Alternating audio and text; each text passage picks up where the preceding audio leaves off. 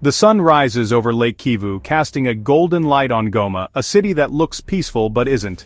Beatrice, a mother, wakes her children with urgency, listening for the distant rumble of artillery instead of birdsong. This is daily life in eastern Congo, where war is ever present and safety is never guaranteed. Beatrice once had a farm and a husband. Now she lives in a camp for displaced people, her husband killed in crossfire. Her children have learned to distinguish the sounds of different weapons, an education no child should have. Goma is a paradox, a hub for aid workers and UN peacekeepers, yet one of the world's most dangerous cities. Humanitarian aid offers food and medicine, but not peace. The blue-helmeted UN soldiers symbolize both hope and the world's failure to end the violence. The world sends aid, but the war rages on, largely ignored.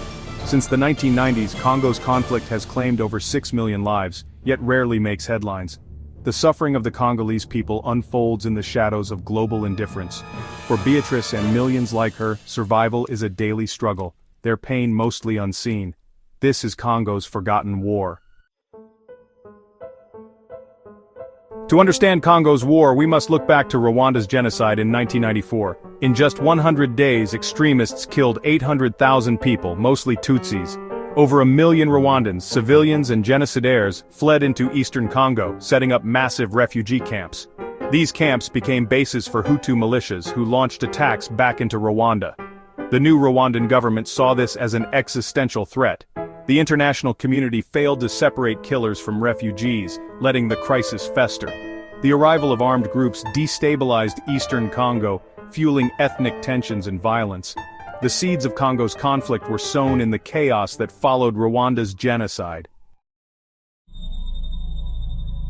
In 1996, Rwanda and Uganda invaded eastern Zaire to dismantle Hutu militias and topple dictator Mobutu Sese Seko.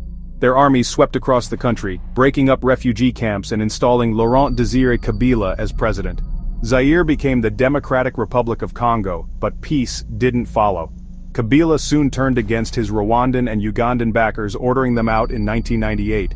This triggered the Second Congo War, Africa's World War, involving armies from at least 6 nations. The conflict became a scramble for Congo's mineral wealth, gold, diamonds, and coltan, vital for electronics. Rebel groups and foreign armies seized mines, funding their campaigns and enriching leaders.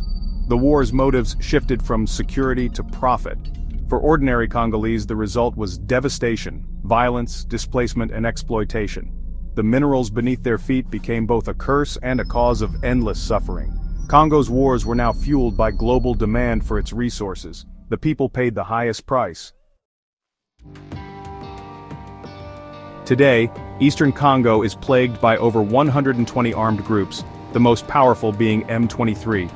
M23, mainly Congolese Tutsi soldiers, first rebelled in 2012, claiming the government broke a peace deal. After a brief defeat, they re-emerged in 2021, capturing territory and overwhelming the Congolese army. UN reports accuse Rwanda of providing direct military support to M23, troops, weapons, and intelligence. Rwanda denies involvement, but evidence suggests otherwise. Uganda's role is murkier, officially fighting Islamist ADF rebels, but also accused of aiding M23 with logistics and safe passage. For civilians, these distinctions mean little. They're caught between M23, ADF, local militias, and a predatory national army. Foreign armies and their proxies have turned eastern Congo into a permanent battlefield. The war is not abstract. It's the armed men in villages, the shelling, and the constant fear. Civilians are trapped, never knowing who controls their land. The conflict's complexity only deepens their suffering. Congo's war has killed over 6 million people since the late 1990s. Violence, disease, and hunger claiming lives. Millions are displaced, living in flimsy shelters, facing hunger and disease.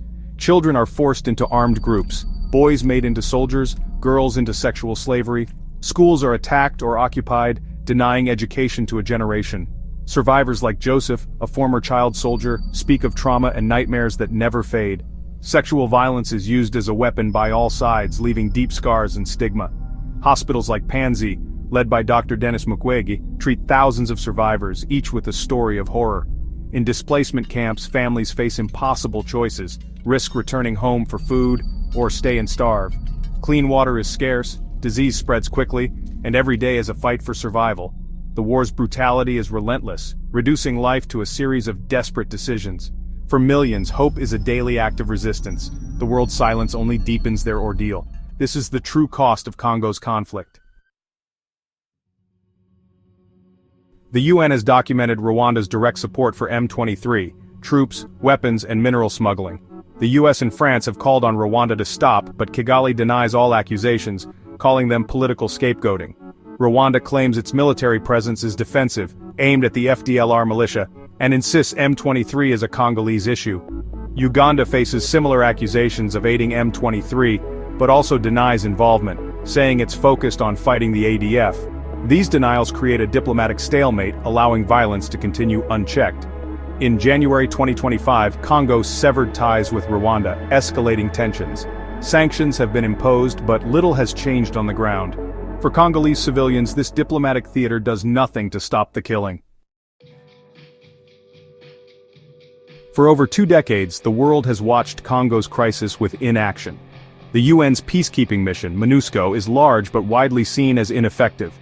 The blue helmets symbolize the world's failed promise of protection. Congo's tragedy is met with global indifference, millions dead, millions displaced, but little attention.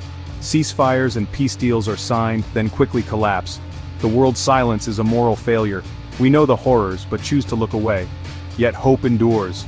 In the resilience of mothers like Beatrice, and activists, doctors, and journalists risking everything. Justice begins with recognition, but must be followed by action.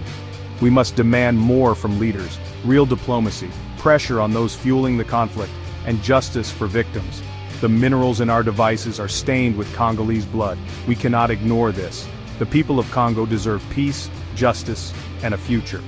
Ending the silence is the first step. The world must answer their call.